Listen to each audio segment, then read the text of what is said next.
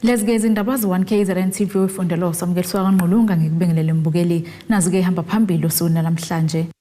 Amakhosi asemzinyathi Othe Isilo bavelileke abasolwa kwelokubulala aka kanti abasebenzi bakamasipala bahambise isikhalazo. Amakhosi angaphansi kwesifundo Mzinyathi ekhashwa-ke imeya umasipala wesifundo Petros Ngubane ayokokotha Isilo eshamthethe Sidalondini. Amakhosi asuka ngaphansi kwesifunda Mzinyathi enyakatho nesifundazwe KwaZulu-Natal ahambele esishayamthetho esidala Ondeni ukuzokotha Isilo umisizulu kaZolithini. Lamakhosi abeholwa inkosi yakwaMchunu kanjalo nenkosi yakwamajozi. Okunye okuqaphelekile ukuthi lamakhosi abehambisana nezimeya okuyimeya yesifunda Mzinyathi uPetros Ngubane kanjalo nemeya yasenquthu okushabalala. Sikhulume noNgubane oyimeya yomzinyathi nobekhaphe lamakhosi uphawule kanje.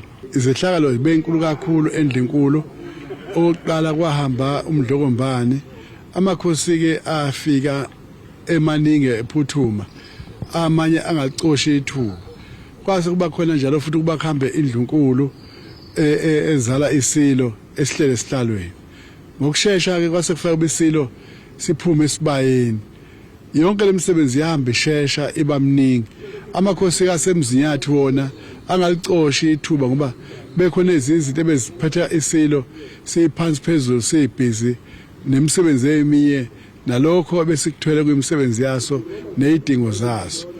Ngalelo usuku ke namhlanje besizela amakhosi asemzinyathi eholwa inkosi yamachunu ehlala kwiprovince yesifundazwe saKwaZulu-Natal endlini yobuholi bomdabu.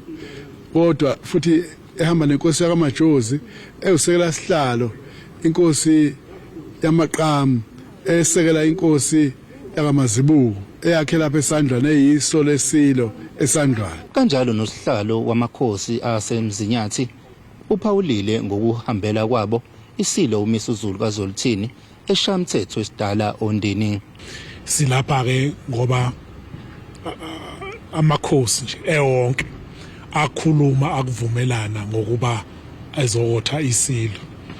Aphumelela ke amanye ama district ukuza esilweni.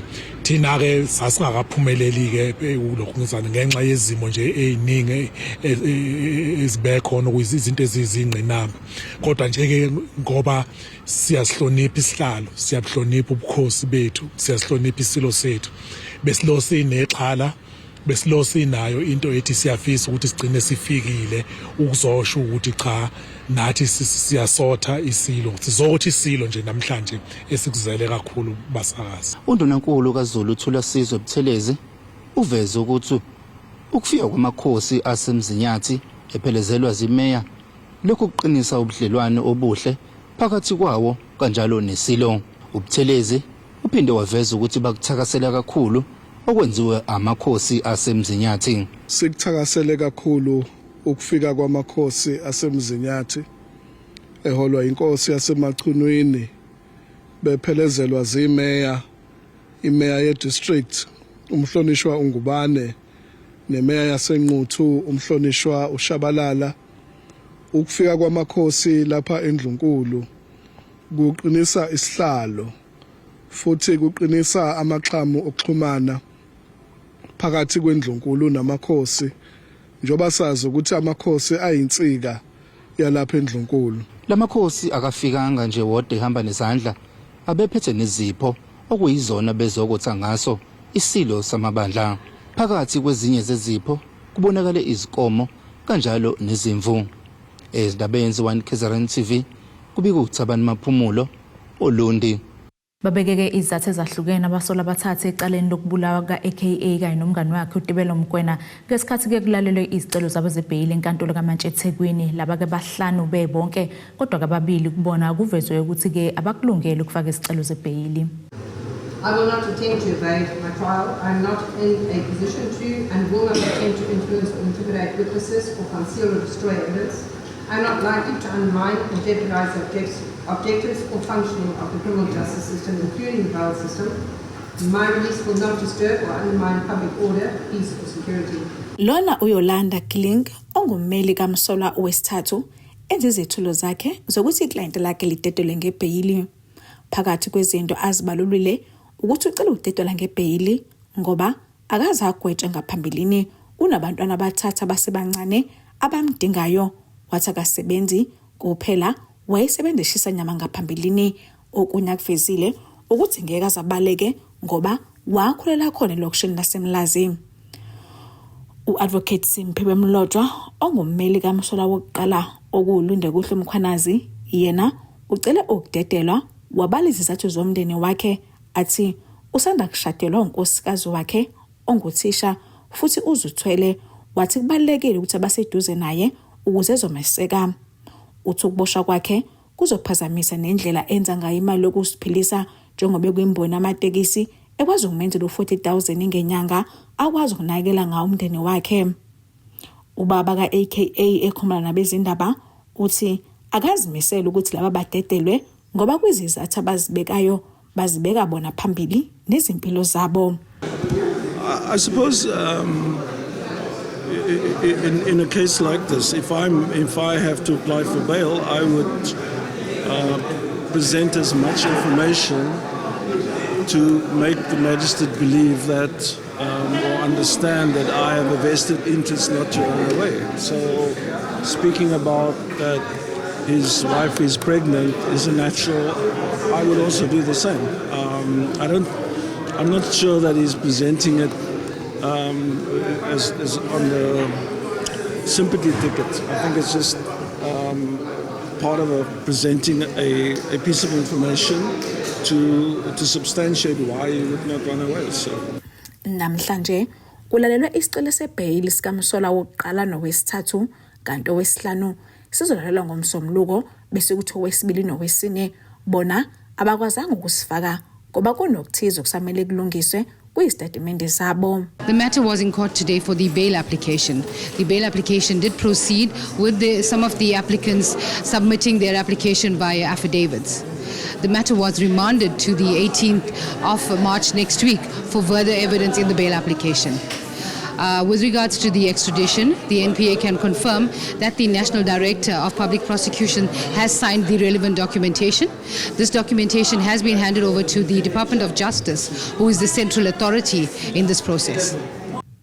Kuzokhumbuleka ukuthi AKA nomngane wakhe badutshula babulawa emgwaqeni uFlorida Road eThekwini. Ukulalela kwalezi icelo kuhlehlelwe umhla ka-18 ngoMarch kubona lo nyaka. Kutebogo Sibisi wezindaba ze1KZN TV kuchannel 261 ngiseThekwini.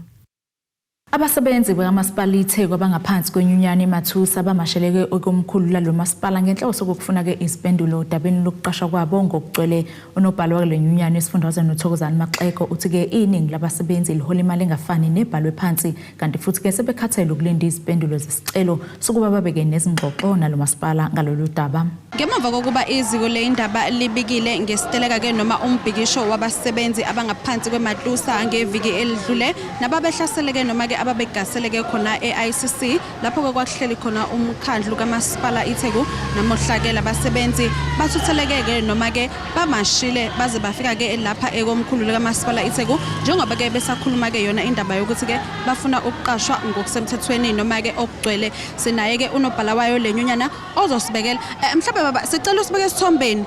Last time sile ICC we council meeting sizo enforcer ukuthi the issue of employment ePWP must be considered kula agenda yabo. Vele umeya wayefakile kwi council meeting yangonyaka ka2022 ukuthi labasebenzi fanele baqashwe permanent. Unfortunately ngokuhamba kwexesha it was not considered. And as a result there were two items kwi motion nge enforcement yama security nama cleaners akhona kwelithe. Kodwa namhlanje isathethwa yonke lonto.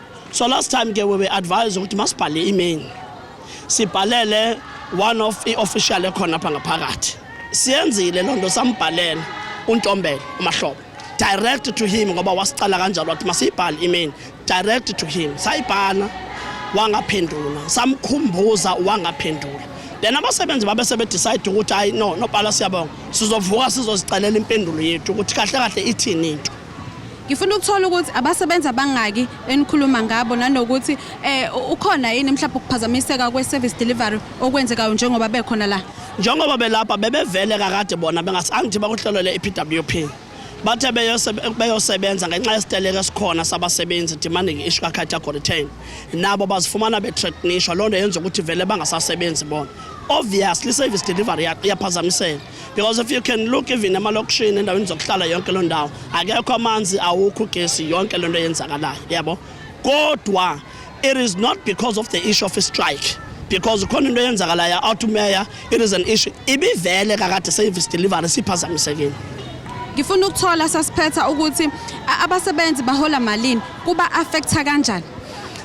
Even ngakuxelela msasazi kubhlungu naba bazazi kwi-pay slip ubhalwenye xa sengena ebank sengenye kubhala ukuthi uzorhola 8500 kuyongena kwi-pay slip 3500 azazi ukuthi urhola 3500 as a basic salary aphangeliswa ama-overtime angangeni kwi-bank. And when we address those issues ayikho enye umqasha asithreatenisha ngayo uyasuspenda uyasigxotha kuninzi okwenzakalayo kulo masipala olitheko. Okay. Ikuphi enizokwenza going forward njengoba ukuthi abasebenzi bathe bazoyifunela mathupha impendulo uma bengayitholi ikuphi ekwenzeka kuya phambili. Umsasazi I can guarantee tell you abasebenzi njengoba belapha bathe nobhala sizolala sisuke sihambe esidlile nasemakhaya akukho apha siyakhona ibhlungu into esesiyenziwe kulo masipala. Esithangameni nabezindaba ebesibanjwe eThekwini osukwini lwayizolo imeya lomkhandlu iphawule kanje ngalolu daba. Njengoba sazi ukuthi istrike umbhikisho uqala emhla ka-27 February umasipala ke wethu azange uhlale phansi kuthe mangabe kuqala lembhikisho sasukuma sasebenza ngokukhulu ukuzimisela uqinisekisa ukuthi inkinga abantu bakithi abazibikayo siyakwazi ukuphendula kuzona nakuba singazange senze ngokuphelelisiweyo ukuthi sidlulise zonke idingo ngendlela ekulendeleke ngayo. Kodwa ke futhi siyakubeka ukuthi emva kokuthi kungeneleleke igaba ezahlukene zikahulumeni waseNingizimu Afrika, uhulumeni kazwelonke wesifundazwe kanye nathi siwumasipala sibambisene nosamo sikwazile ukuhlala phansi zabuyiselwa ingxoxo kwaxoxwa ukuthi kuboniswane ngokubuyisela isimo kwesijwayelekile. Eyindabeni ze1 KZN TV kubika uNtombi khona Mvubu eThekwini. Asike seyitolo sibe siqhubeka nazo indaba zethu.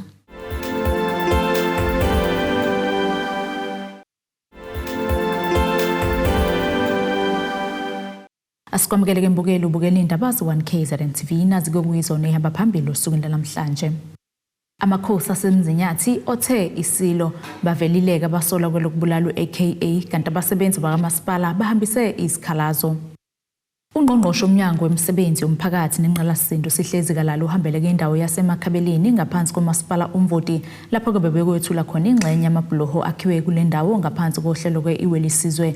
Iphini likameya uNtombi Ngubane uveza ukuthi ke kwakhiwa lamabhuloho kuzonciphisa izingozi bese zibulele abantu abaningi ikakhulukazi abantwana besikole kanti lolu hlelo luzoqhubeka nokulekelela ama-EPWP. Ungqongqoshe womnyango wezemisebenzi yomphakathi nenqalasizinda usihlezi kalala uhambela indawo yaseMakhabeleni ngaphansi kamasipala umvoti lapho yokwethula khona ingxenye yamabhuloho akhiwe kule ndawo ngaphansi kohlelo welisizwe. Iphini likameya uNtombi Ngubane uveza ukuthi ukwakhiwa kwalamabhuloho kuzonciphisa izingozi ebese zibulala abantu abaningi. Ward 6 emphakathini waseMakhabeleni kumkhandlu wasemvoti ungqongqoshe ubehambele ama-bridge kunama-bridge esiwakhelwe kule wadi amathathu asize imiphakathi yakithi kanye nezikole ebingakwazi ukuhamba ukuthi siyakwazi ukuthi ixhumane nayo ngane bezingakwazi ukuthi ziye esikoleni makune imvula kuze kwaba nesimo la khona abantwana bethu bemuka namanzi kwehle izehlo ezingekho right balekelela kuhulumeni kazwelonke njengoba ubaba ukhuzeni ubaba uzikalala ungqongqoshe wakwa Public Works and Infrastructure beke khona phakathi kwethu ngokubambisana nesifundazwe sobuholi bakwaZulu Natal. Uqhube ngokuthi kuqinisekisiwe ukuba uhlelo lama-EPWPs luzonwetshwa njengoba kuwuhlelo lukahulumeni oluhlose ukubhekana nompofu babantu abangenayo imisebenzi baseNingizimu Afrika.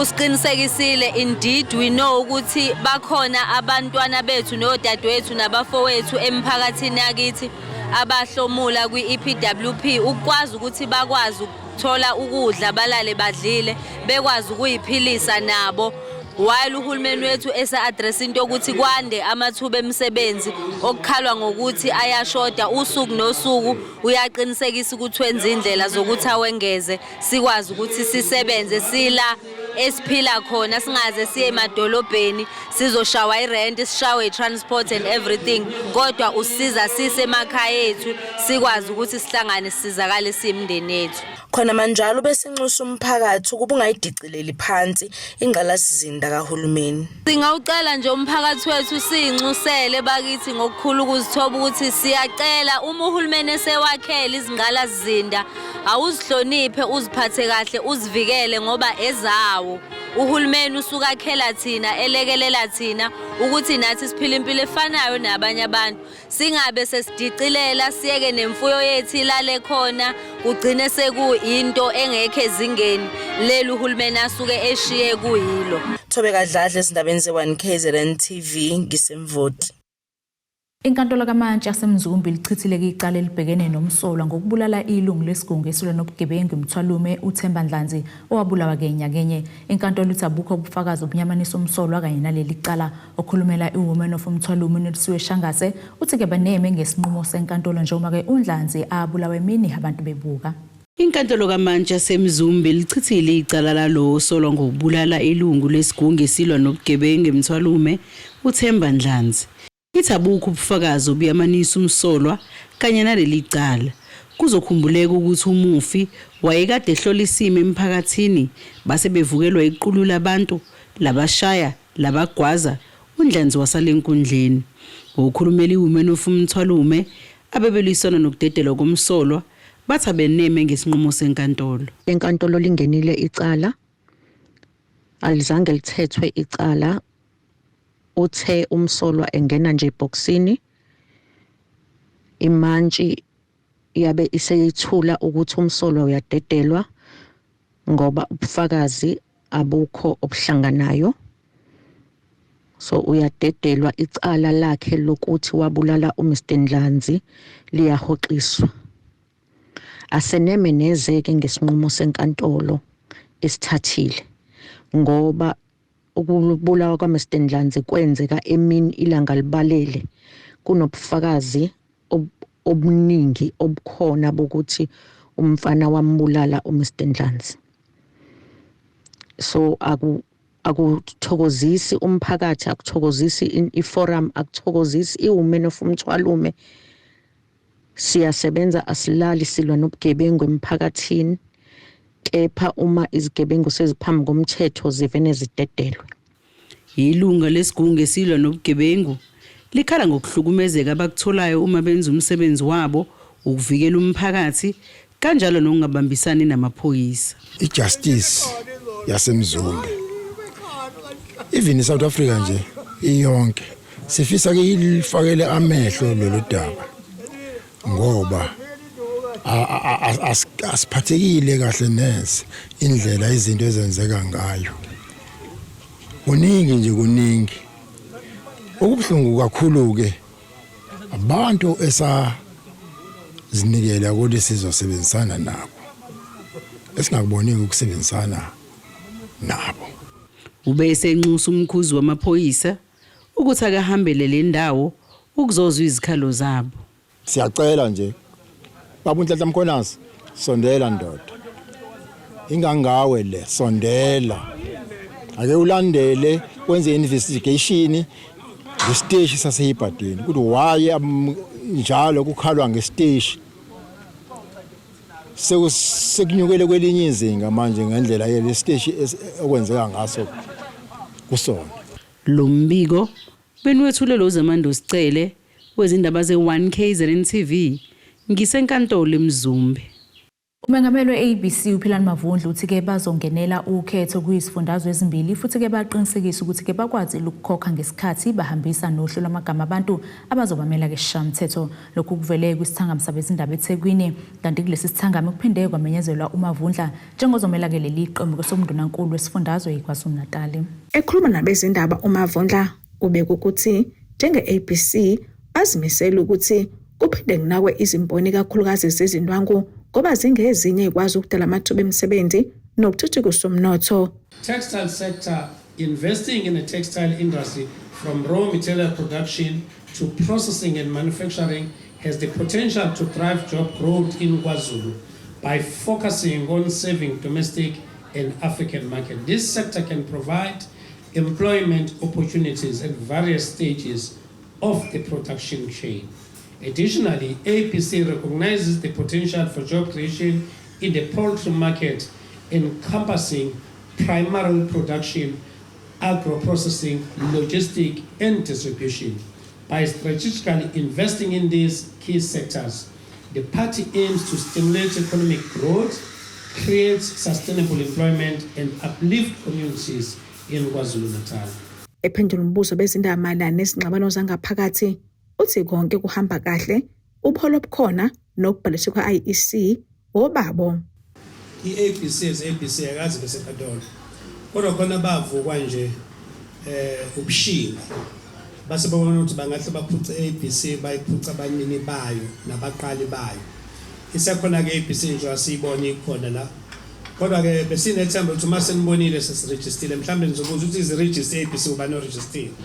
Cha, nje mina njengeleader ye-ABC ebhaliswe ka-ANC, mina ngiregister ka-IEC ukuthi sihamba siyokhethweni, ngase futhi ngowekhonshini ye-ABC ngafaka amalungu obekufanele ukuthi ahambe ayosimela eParliament nakwisilegislature yase-Free State neyakwaZulu njengomholi we-ABC. Ngakho-ke umbango we-ABC ngokomthetho walelizwe neyinkantolo zalelizwe kanye no-IEC awukho kuyaziwa ukuthi i-ABC iholo obani. Labe ngihleli nabo phambili la yona top 6 ye-ABC ehola i-ABC. Udaba laseThekwini nalalisilanga ngaphandle njengoba i-ABC ingamanye amaqembu asebenzisana ne-ANC njengoba kuyiyona ephethe umasipala iThekwini. Cha, i-ABC ayikwazi ukuthi ingahlala phambi kwenu ithi iyayithanda into eyenzeka eThekwini. Asithandi. Kuseni namhlanje ngivuke ekhaya e-highway ngathi ngizama ukuthatha oposho ngizokunqamle Waybank ukuze ngingene eDumthani emakhaya ngiwelele nganene. Uma usenje ubheke Waybank igcwele udoti umgwaqonga ukwazi ukudlula.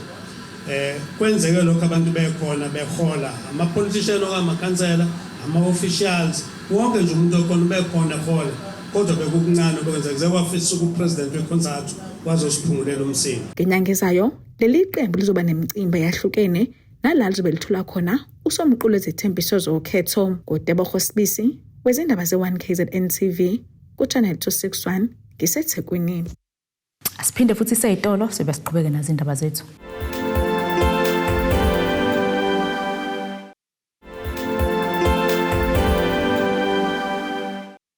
Asiphinde sikwamukele embukelo sabukele zona indaba ze1KZN TV nazi-ke uyihlokwane bekuyizona beyihamba phambili. Amakhosi asemzinyathi Othe Isilo Bavelile Abasolwa Kwelokubulala aka kanti abasebenzi bakamasipala bahambise izikhalazo. Ake sibheke engosini yezomnotho.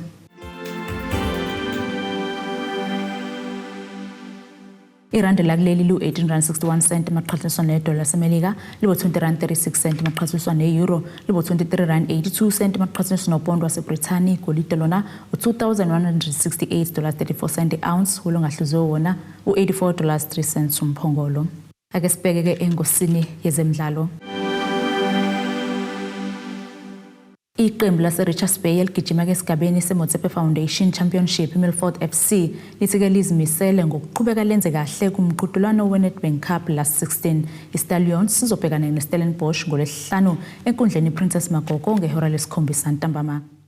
Iqembu Milford FC nelamangaza abaningi ngekathi likhipha iKaizer Chiefs kulas 32 kumqhudelwano Nedbank Cup lizobhekana neStellies naso ke esingagayelwa mphako njengoba ke sesikwazile ukunqoba indebe yeCarling Knockout Cup. Usekela umqeqeshi ke kuleli iqembu Linda Nhlongwa uthi ke sebewulungele lo mdlalo futhi ke balindele iqembu elizosebenzisa ijubane kakhulu. KwiStellenbosch silindele umdlalo onzima kakhulu, angifuni uqamba amanga. Iqembu umuzokhumbula lihlezi ku-number 3 kwi-PSL, so lokho kusho ukuthi iqembu elidlala kahle kakhulu. Silindele ispeed phambili, yazi kunabo Rainers, but njoba silungiselela nje silindele so speed emidlalweni ophambili noNedbank sasivele sisilindele ispeed amafolo seKaizer Chiefs. Nakulokhu silindele umdlalo ofanayo kwiStellenbosch. Mhlambe kakhulu uzoba nzima kakhulu ke lo ngoba bayazi ukuthi where we are, imidlalo eminingi bayilandela yethu.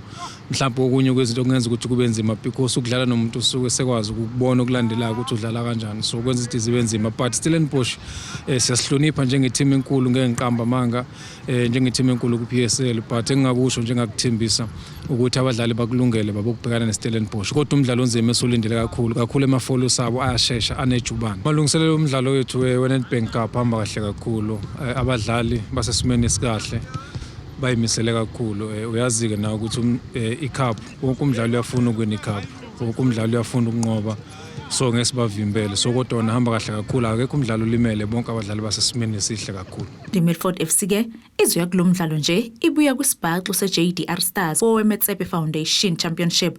Nabadlali ke baleli qembu bathi ke bakulungela ukubhekana neStellies njengoba ke bezosebenzisa lo mdlalo weJDR ukulungisa amaphutha. Umdlalo weJDR besiphuma kona weligi sidlalile even though ke ama chances ukuthi sithole iwin angabangabikho, but nje siphushile as a team.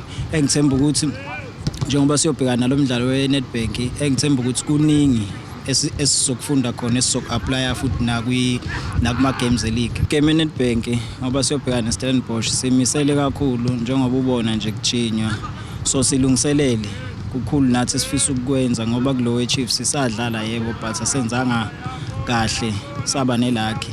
So simiseleke kulokhu ukuthi nathi sibabonise ukuthi siphetheni yini lengake sijimelayo la. So nje sinethemba elikhulu ukuthi sizofika senze kahle kangcono kulokhu njengoba siyakubo. Lo mdlalo ke kulindelwe ukuthi ke ushise kwazisekela amaqembu afuna ke ukudlulela kuma quarter finals alomqhudelwano. Nasike isimo sezulu esikalindeleka.